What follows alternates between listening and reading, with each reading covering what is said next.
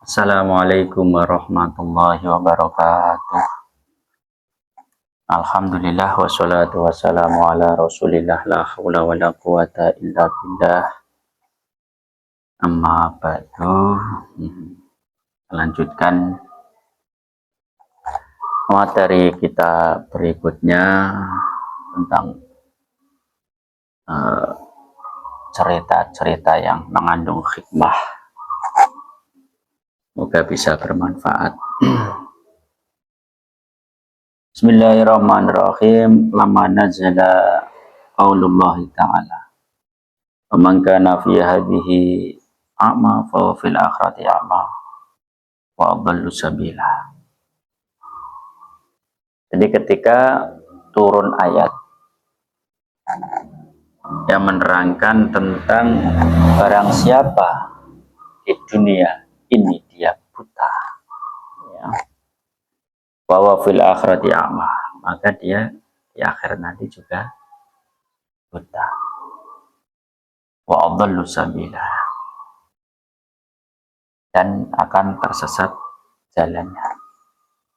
Ya, ketika turun ayat Al-Quran ini kepada Rasulullah Muhammad Sallallahu Alaihi Wasallam, Ja'a as-sahabiyu al-jalil Abdullah bin Umi Maktum. Kemudian sowanlah sahabat yang bernama Abdullah bin Umi Maktum. Kebetulan sahabat Abdullah bin Umi Maktum adalah seorang sahabat yang buta, ya, buta. Dia soleh, dia ahli ibadah, tapi kebetulan beliau itu seorang yang buta. Dan dia sowan kepada Rasulullah Muhammad sallallahu alaihi wasallam wa qala lahu, ya Rasulullah, ana hadhil ayah allati nazalat alaika qad akhzanatni laqad raditu bil ama fid dunya walakin la udhihi yaumal qiyamah. Ya Rasulullah, ayat yang barusan turun kepada engkau, ayat Al-Quran yang barusan turun kepadamu ya Rasulullah, ini benar-benar telah menyusahkan hatiku, telah menjadikan hatiku susah, bersedih, karena aku telah ridho, aku dibuat buta oleh Allah Subhanahu wa ta'ala di dunia, aku telah ridho. Tapi ketika nanti kebutaan ini, ya, sampai di hari kiamat, maka itulah yang aku mungkin tidak kuat menanggungnya. Ya Rasulullah, aku telah rindu di dunia ini aku dibuat oleh Allah menjadi seorang yang buta.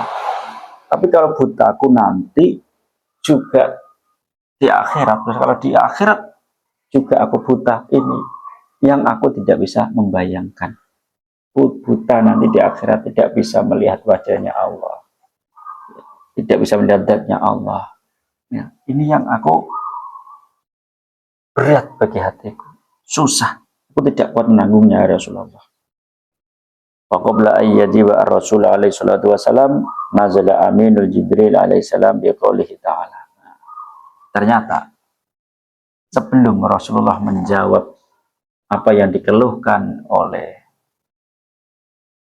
Sayyidina Al-Jalil Abdullah bin Maktum ini, Jibril diperintahkan oleh Allah untuk turun menemui Rasulullah dan membawa ayat lagi, fa innaha la ta'mal absaru walakin ta'mal qulubul lati fis sudur.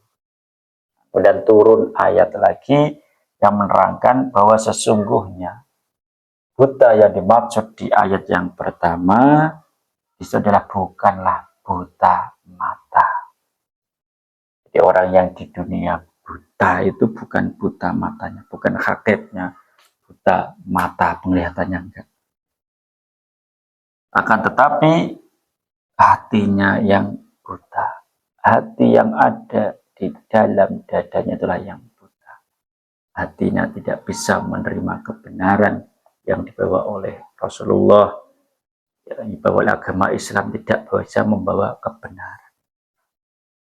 tidak bisa menerima dan melihat kebenaran-kebenaran yang telah disampaikan oleh Rasulullah Muhammad Sallallahu Alaihi Wasallam, tidak bisa menerima kebenaran-kebenaran syariat agama Islam.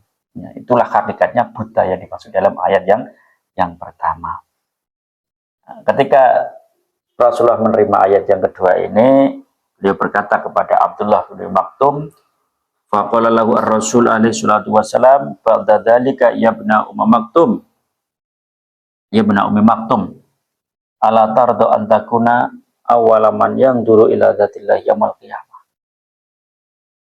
Ketika Rasulullah sudah mendapatkan keterangan dengan turunnya ayat yang kedua ini, Rasulullah berkata kepada Maktum, wahai sahabat Maktum, apakah kamu tidak rindu? Apakah kamu tidak lega, tidak ingin nanti kamu akan menjadi orang yang pertama melihat kepada zatnya Allah pada hari kiamat? Mendengar ini, bahagialah hatinya sahabat Abdullah bin Maktum, bahwa selain yang dimaksud bahwa ayat yang pertama itu bukan buta mata, tapi buta hati, dia ternyata dapat kabar gembira dari Rasulullah bahwa dia nanti adalah orang yang termasuk yang pertama-tama bisa melihat zatnya Allah Subhanahu wa Ta'ala. Maka dari itu, wahai teman-temanku sekalian, wahai para jamaah majelis Gus Jigang sekalian, marilah kita jaga hati kita ini. Jangan sampai hati kita jadi kotor. Jangan sampai hati kita menjadi hati yang buta. Dengan cara apa? Ya. Dengan bukti apa? Ya. Ketika hati kita sudah tidak bisa atau tidak bisa melihat dan menerima kebenaran-kebenaran yang ada di dalam syariat agama Islam yang disampaikan oleh Rasulullah Muhammad Sallallahu Alaihi Wasallam. Bagaimana cara menjaga hati kita? Ya, diantaranya dengan memperbanyak zikir, dengan cara memperbanyak menyebut asma Allah Subhanahu wa Ta'ala, kita termasuk jalan untuk membersihkan hati kita, supaya apa? Hati kita bisa bersih, hati kita bisa hening, dan bisa menerima kebaikan dan melihat kebenaran yang ada di dalam agama Islam yang disampaikan oleh Nabi kita Muhammad Sallallahu Alaihi Wasallam. Karena kalau hati kita buruk, kalau hati kita kotor, apalagi hati kita buta, maka kita nanti di akhirat tidak akan bisa sowan kepada Allah dengan selamat, karena tidak bisa melihat zatnya Allah Subhanahu wa Ta'ala. Na'udzubillahi min dzalik. Wabillahi taufiq wal hidayah. Wassalamualaikum warahmatullahi